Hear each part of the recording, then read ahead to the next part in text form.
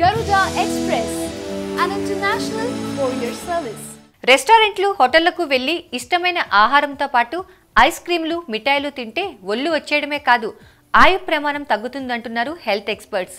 Junk foods తింటే దీర్ఘకాలం అనారోగ్య సమస్యలు వస్తాయంటున్నారు. ఆరోగ్యంపై ప్రభావాన్ని చూపుతాయని వైద్య నిపుణులు హెచ్చరిస్తున్నారు. హోటళ్లు రెస్టారెంట్లలో రుచి కోసం మసాలాలు నూనెలు పంచదారలు అధికంగా వినియోగిస్తారు. తరచూ వీటిని తింటే మితిమీరిన క్యాలరీలు శరీరంలో చేరుతాయంటున్నారు. తరచూ ఐస్ క్రీంలు తినడం వల్ల శ్వాసకోశ సమస్యలు వస్తాయంటున్నారు. అప్పుడే ఫ్రిడ్జ్ నుంచి తీసిన స్వీట్లు ఇతర పదార్థాలు తిన్నా ఇబ్బందులు తప్పవంటున్నారు. చిన్నారులు వృద్ధులు శ్వాసకోశ వ్యాధుల బారిన పడుతుందన్నారు.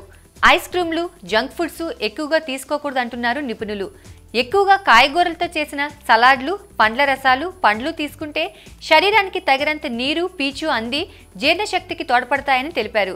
సమతుల్యమైన పౌష్టికాహారం వల్ల బరువు నియంత్రణలో ఉంటుందంటున్నారు. ఐస్ క్రీం ఉత్పత్తులు కప్పు లేదా డబ్బాపై తయారీ తేదీ వంటివి జాగ్రత్తగా గమనించి తీసుకోవాలంటున్నారు. గడువు ముగిసిన వాటిని తినకపోవడం మంచిదంటున్నారు. రోజుకు ఒక వ్యక్తికి 2000 కిలో క్యాలరీల శక్తి అవసరం.